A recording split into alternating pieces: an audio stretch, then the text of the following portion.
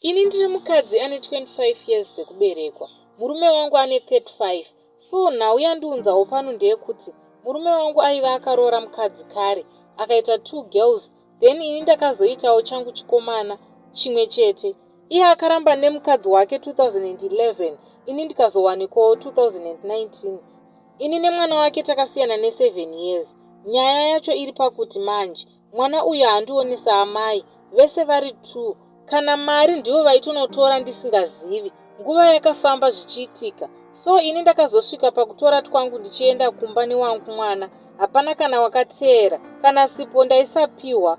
Kusvika pakurumura mwana wangu mukomana ane gore kuti ndiende kunoita basa rechihouse girl veduwe.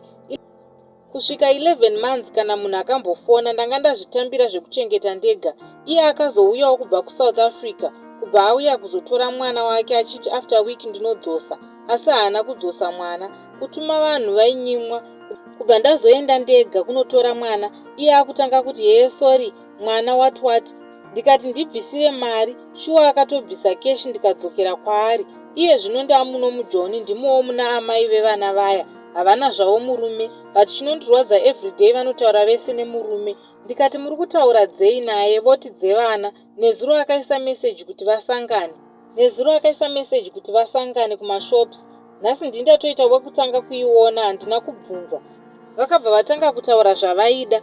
Murume ndobva ati handei kumba. Ukuwo mwana akuisawo mameseji achiti baba hamuchatumiri mari, muri kurambidzwa nehure renyu here? Kureva ini ndagumirwawo veduwe neupenyu. Ndibatsirewo kuti ndizvo zvinoita imba dzakasiyiwa nevamwe here? Thanks kune vachabatsira.